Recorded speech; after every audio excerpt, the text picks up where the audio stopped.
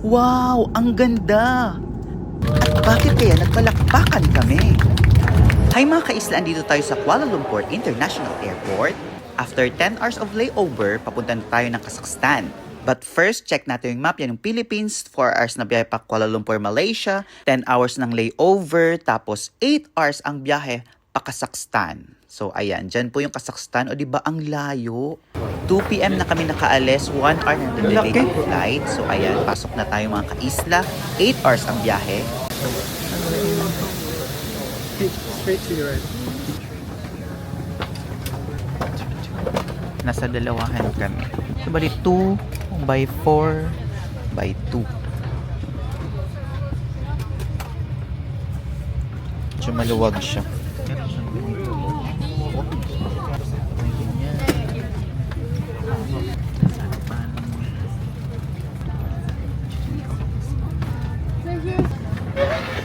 Door. Ayan. By Kuala Lumpur International Airport Terminal 2, ayan, papunta na tayo ng Almaty. First time ko ng ganito kahabang flight, 8 hours. First time ko din kumain ng full meal dito sa aeroplano.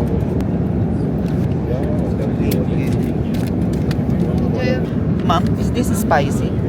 Slightly spicy. Okay. Not so spicy. You can try a little bit first. Thank you. So, bali na select na namin ito. Free na ito sa aming ticket.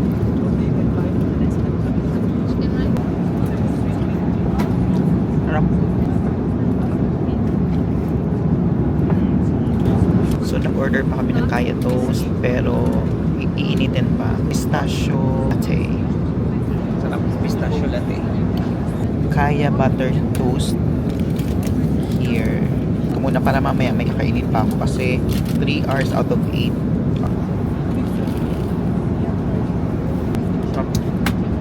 Butter. Grabe kan. Oh, grabe kanina. 1.5 hour halos na turbulence. Sunod-sunod. Thank you, Lord. Tapos mga 2 hours before land, nakita na namin ito. Wow, ang ganda! Kung titingnan sa mapa, mga border siya ng Kyrgyzstan, China, at Kazakhstan. Penggunaan tandas tidak dibenarkan. Ito na, malapit na kayo mag-landing. Wow, ito na ang Almaty. Ang tagal naming pinaghandaan to at inipunan.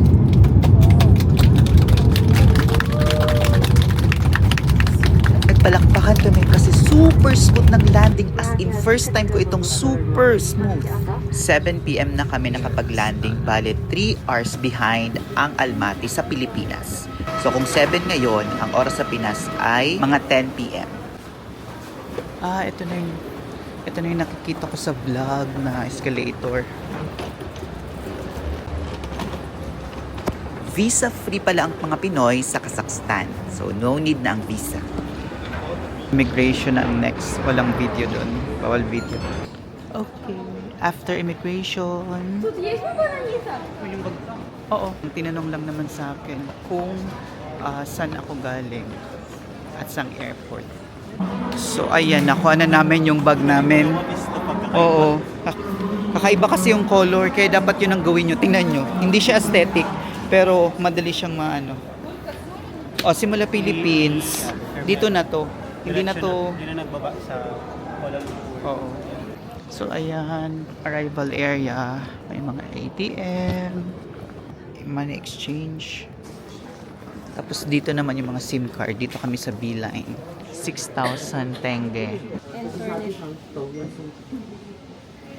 Nag-book kami via Yandex Go. Ayan, parang Grab nila. Tapos, sa 20-minute na ride from airport to our hotel, ang ano lang niya ay 300 pesos. Mura talaga dito mga kaisla. So, ayan yung aming hotel. Hotel Ozen Palace. Tapos, katabi niya yung Sadik Usha. Pansin ko sa door nila, dalawa palagi. Ano kaya ang reason? Alam niyo ba?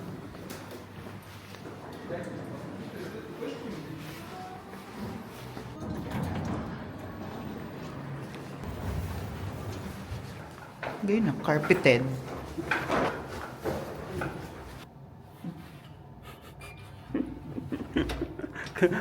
Kasapon ka pang umali.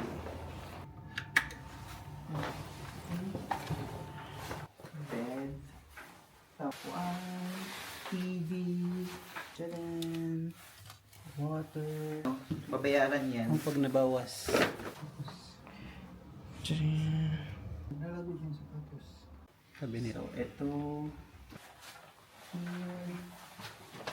Pilates. Wow. May bidet. Daisin ng bidet. Tapos yan. Wala ata. Bintana lang. Doon. Yung among hotel, oh. Kain muna kami. So, ayan, itong aming first meal. Saka-saka style. Ice cream. A dessert. Silang.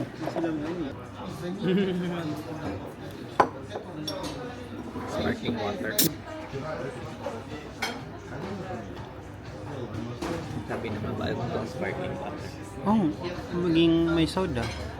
Na ko lang napansin, doon pala nilalagay yung jacket. Ano siya? First meal of the day.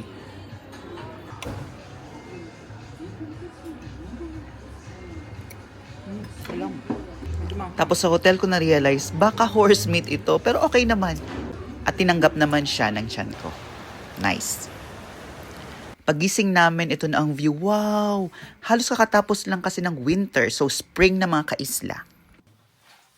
Outfit check tayo mga kaisla. Fur ay from Shein. Itong white is from Uniqlo. Tapos yung pants is from Pen Shop. Tapos shoes. Merrell. Shoes is from Merrell. So ayan, mag-breakfast kami. Free breakfast. Coffee, cereals, daming bread, pepper, cheese, pastries, cheese,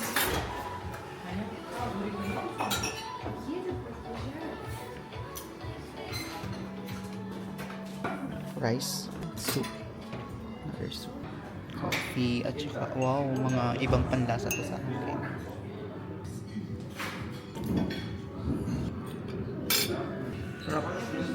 May cheese.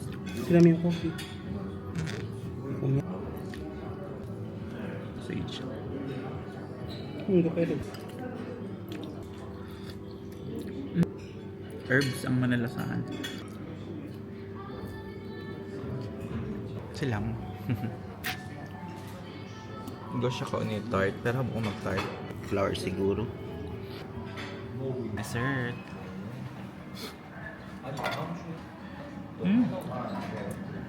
Make sure naka-follow kayo dahil mag-city tour na tayo. Follow for more.